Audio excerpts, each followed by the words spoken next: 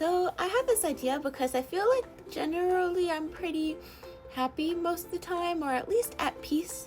Maybe content is the right word. I wouldn't say I'm extremely, over the moon, ecstatic about everything, and I'm just like the happiest person ever. Don't get me wrong, I get sad, I get mad. We're all human, we all have feelings. But overall, I say generally, if I had to have one emotion, one strong emotion that I encompass the most in my life, I'd say it'd be like joy. Okay, so just looked up the definition of joy to make sure what I'm saying is correct, and I think the emotion I encompass most in my life, or I try to in my every day-to-day life, is joy, where it's the intense emotion that arises from a sense of delight, satisfaction, or contentment, which is what I've basically said earlier before. I just labeled it as like, I think I feel joy most of the time. So no one should be expected to constantly always be in a state of joy, or you shouldn't constantly expect yourself to be in the state of joy and always being happy. That's just not natural. And then if you're always happy and all you ever feel is happy, and you don't experience that sadness or anger or displeasure or longing feelings, maybe one might deem as negative feelings, then the sense of pleasure and joy won't feel as great. For example, if you always have light and you never have dark, then how do you know how light your light really is? I hope that makes sense with my analogy. Sometimes analogies can sound like riddles. Dissect my riddle as you will. But if you're wanting to try to be a more positive person, I try to be a positive person if I can. I'm not perfect, like I said. I still have a lot of things to do, and I make mistakes, and sometimes my emotions of like anger or sadness can override that joy feeling I want to feel. But I'm here to help hopefully give you guys some tips, or at least tips I follow for myself to try to live a more joyful, cheerful life. Tip number 1, count your blessings. Now, counting your blessings would be expressing encouraging gratitude and focusing on the positive aspects of one's life rather than dwelling on the problems. For example, let's say work just sucked. You had the worst customers at work, or maybe your coworkers ate your lunch, or maybe someone just smeared some crap all over the bathroom stalls or something, or pissed in your cup of coffee. I don't know. You just had the worst day ever, okay? But you come home, you see your family, you see your friends. Maybe you don't exactly live with your friends and family and you're a young adult on your own. Well, you come home, have a really nice meal, watch one of your favorite shows. Maybe your favorite show isn't now. Okay, you go play one of your favorite games. Find the pleasure in that and focus on that rather than the, that experience you just had at work. Not all feelings are a choice, but you can choose how you think. You can choose whether you focus on that really crappy day at work and bring that home with you, or you could try to leave it at work and focus on the home and what you're doing at home, or what you're doing after work with those you love and care about. And that can really, I think, at least for me personally, can't speak for everyone, boost the morale, boost your energy, and just makes you feel good. It will help regulate your emotions by shifting your focus onto the more positive thing rather than focusing on the negative thing. So I like to think of happiness not as a constant state, but a practice made from small, intentional actions. And to achieve number 1 of counting your blessings, well, there are other aspects in your life and in yourself you can grow and enhance and take the time to notice that will help you with, step 1 of trying to find your happiness. Step 2 is knowing, what do you value? What makes you excited? What makes you proud? What makes you, feel good? Feel like you are doing the right thing? What makes you you? What is it that gives you meaning and it's not what others are expecting of you? What is it, like I said, what makes you you? Who are you? If you don't know who you are, how can you know what makes you happy? Step number 3, let yourself feel everything. If you're constantly shutting down emotion, if you're constantly blocking it or avoiding it, I really have an avoidant problem. I avoid my feelings a lot, trying to overcome that myself. Then how can you feel happy? What if you end up pushing down the feelings that make you happy? Or if you don't allow yourself to really feel the feelings of sadness or anger or grief you might have within you. They might just pop up out of nowhere and overflow from your cup, that when it should be a moment of happiness, you can't focus on it because you have all these other emotions you didn't deal with or handle in your life. Number 4, take time to rest. Take time to say no. It's okay if to just stay home and do nothing but stare at a wall and watch some paint dry. You need a break sometimes, okay? Don't, have you heard the saying, spread yourself too thin? Don't do that. I do that all the time, especially when it comes to anime conventions. I try to plan like 10 different cosplays in a day, and I only end up doing like 2 of them, and I feel bad I didn't do the other 8 or something. Like, okay, I exaggerated there, but you get the point. Like, know your limits, don't overextend yourself, and take time to really truly rest. Get your sleep, get your like 7 to 8 hours of sleep in the day. I mean, I guess some people can survive off of like 6 or so, but really, like, get your sleep, take care of yourself, rest. If you're feeling like so drained or mentally not there, like you've been overworked and burnt out, just take a step back, have a cup of tea, have a cup of coffee. Take a deep breath. Let it out. Maybe do that 10 more times. Stare out the window at a field. I'm staring at some trees right now. I'm lucky enough and blessed enough, and, you know, being positive, like I said, and number 1, counting my blessings. I am happy.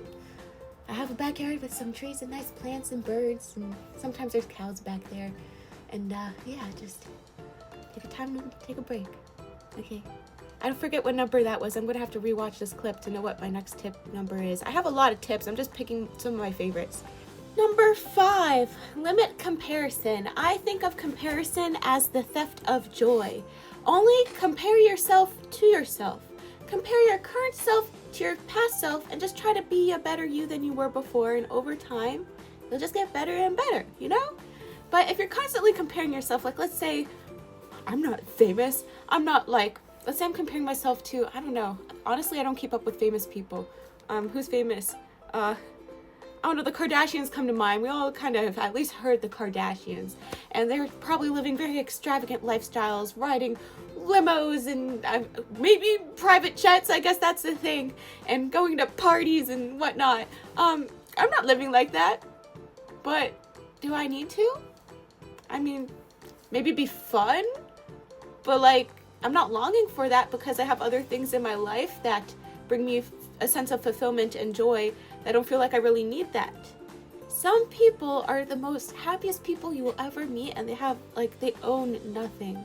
All they have are like friends, family, maybe, you know, the clothes on their back, and they'll be some of the most joyful people you will ever meet.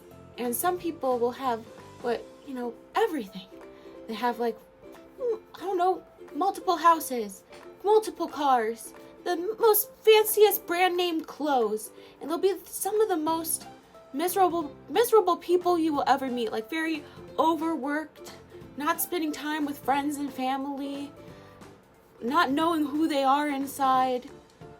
Granted, not everyone who does have these things is living like they're miserable. You can be well off and rich, but also still be very happy and fulfilled. It doesn't go hand in hand, you know. But I'm just bringing it up as a comparison that owning items doesn't necessarily equate to happiness. Don't get me wrong. Granted, money can solve a lot of problems, especially if you're coming out of a place of like poverty or lower income. That change of class level and money can bring so much joy because it can provide you time, freedom. Money equals freedom to an extent. You know, at a certain point, the amount of money doesn't matter. But, you know, we can all agree that money can allow you to take off the burden of a lot of stresses and other things in your life. For example, healthcare, especially in the United States, we all face a big burden with healthcare, groceries. Grocery prices, at least, you know, we all know the eggs right now are very expensive, at least in the United States. I'm sorry, I'm not very well educated on eggs in other countries. As you know, I am very lucky and blessed enough that I have worked my way up to, you know, I live in a house. I have more clothes right now behind me than a lot of people have ever had in their life, maybe because I do social media and cosplay and content creating. But if all these clothes were to go away, if my whole house were to, I mean, knock on wood. I'm going to knock on wood as I say this. I believe in superstitions. That's just little me, hee hee. If my whole house were to just burn down in a fire, I would be sad, as this is my home and I've made memories in here, but I'd be more so like missing and longing of those memories that would be lost rather than the items. I can't even think of what clothes I have there. I don't even remember. If it were all go missing, it wouldn't really affect me other than maybe my work and my way of like making content on here. Same thing with all my cosplays. One day I will be donating them all, one day I'll be giving them all away, and I actually feel like maybe that will bring me more happiness than I ever had just holding these here. I try to share them with my friends and make memories with my friends if I could cosplay with them, or my sister to cosplay with her. Although recently I haven't been cosplaying as much, but just to give a little insight as to like maybe detaching yourself from certain items. Not exactly a tip. I guess this plays into part of not comparing yourself to other people. But it's like, I guess the point I'm trying to get to, I'm sorry, I'm kind of straying away. This is turning into a little rant, but bear with me, is now I kind of have a lot of stuff. I'm more well off than I was when I was younger. For those of you guys who don't know, I grew up like lower income family, sharing a room with my twin sister, living in the basement. I didn't have a lot. Like I didn't really get any video game consoles or anything until I was a lot older, and it'd be hand-me-downs from my neighbor for like free because my parents couldn't afford it, or maybe not the best with money planning. But I mean, I was very happy even in that kind of like state. I was happy to have my sister and my parents. We'd go to the park a lot. The park is free. I feel like currently in today's society we're losing those free spaces we can have to just go out and, you know, mingle with one another and just, you know, something to do, like the libraries and whatnot that are free for the general public, because a lot of things now require money to go out and experience, like movies and, I don't know, some food. I mean, food should cost money, but like, I don't know, things are getting kind of expensive out there, and I think those free spaces are important. But anyway, sorry, I keep ranting. I was very happy. Maybe I wasn't the most happiest in school. I was a little overweight and I smelled a little funny and my clothes weren't the best. Like I had the same 3 t-shirts on rotation. I'd rotate throughout the week because I didn't have a lot of like clothes. So I don't know, I didn't have the best school life, but when I came home I was happy. And I had like really good friends who no matter I was being bullied and what for, my weight, my clothes, my smell, you know, my lisp. I used to have a lisp like this, and then I got braces, and my lisp went away. I personally don't think anything wrong of a lisp right now, but I do know that it can be annoying when you're talking and trying to pronounce something, and, you know, it just doesn't feel good. So I can understand why one might want to change that because of like how it feels physically to talk and have a lisp. That's why I did it. I mean, I was also bullied, but maybe that played a role for me. But I mean, with all that, I didn't really focus too much on that. I mostly just focused on coming home. I'd play with my little clay animals, like toy animals, my little stuffed animals. I'd enjoy like baking cookies and things with my mom. I watched Cartoon Network a lot and like Disney Channel. I liked that as a kid. I focused on that. I think I really changed my focus a lot, at least when I could. There are some things that I've been through and certain things within my family and maybe friends and other stuff that I'd say would bring a lot of stress and a lot of sadness and grief and anger, but I'm not going to, you know, really talk too much about that as respect of privacy for like friends and family, and I don't know, maybe some things they don't want to bring up to the public eye. I don't think everything should be shared on social media, but I say it to say like, you know, I've been through some things. I've been through my fair share of hardships, and you know, I'm like I said in the beginning of this video, I'm only human, but I choose to try to focus on the happier things, the things that bring me joy, the things that make me smile and feel content, and the things that I want to feel more of. All right, number 6, you guys, move your body. Just move. Get up, stand, do a couple squats, go for a walk. If you've been following me for a while, I do a lot of weightlifting. I think it's really important to build muscle, and you get this sense of accomplishment, or at least I do. I can't speak for everyone, but I feel like this sense of accomplishment when I have a goal I want to achieve, and I work for it, and I eventually achieve it. It's like very fulfilling, and I feel proud of myself, and that brings me joy. It's not necessarily the joy of achieving, that particular movement itself, but things go on in your body, chemicals react, your muscles are made to move. Like, it just physically feels good to move. You might release more happy chemicals, like, I don't know, dopamine, serotonin. Did I say serotonin?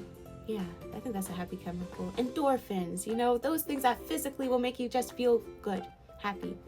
Number 7, strengthen your relationships. When was the last time you called your mom or your dad? Okay, if you're no contact, I understand sometimes family could be a little, toxic at times, but positively, I think positively, and hopefully you have a connection with your mom and dad. When was the last time you called them just to say, hey, what's up? How are you doing? Anything new going on, or your siblings, your sister, your brother, or that friend you went to school with. Maybe you were roommates in college and it's been a while, or maybe your coworker and it's been a while, but you still, want to maintain that relationship or connection with them. Maybe you just reach out and just check in on them, it goes a long way, and maybe you'll start building those relationships of people checking in on you too. And it feels good to have that sense of community and to know who is within your circle, who's there for you, and who are you there for.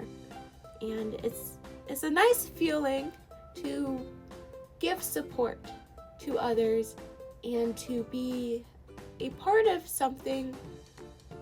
I don't know how to explain it. Like, we are all one small little piece of a network and a community, and try to think of what community do you want to build? Because, we all live, we all die. We're here one moment, we're gone the next. But if you build that community, hopefully that community just continues to grow, and those positive attributes you put within the community and everyone else you gathered and the new people who come will just expand and grow, and, maybe you'll be something good in the end for a long time that goes beyond just our lifetime and others, the next lifetime and generation. I'll end it here with number 8. Accept what you can't control. For example, if it's going to rain and you're going to have to be late for work, you can't really control that. Maybe don't stress too much about that. If it snows and you have to scrape that snow off the car, it kind of sucks, but what could you do about it? You can't change people. You can help give advice, but for those you love and care about, maybe, I mentioned before, toxic relationships with parents, just putting it out there, my relationship with my parents, I think is pretty good. Like everyone, we all have faults, but communicate well. I feel comfortable with my parents, but and a lot of people, some have no contact and other things because their parents won't change.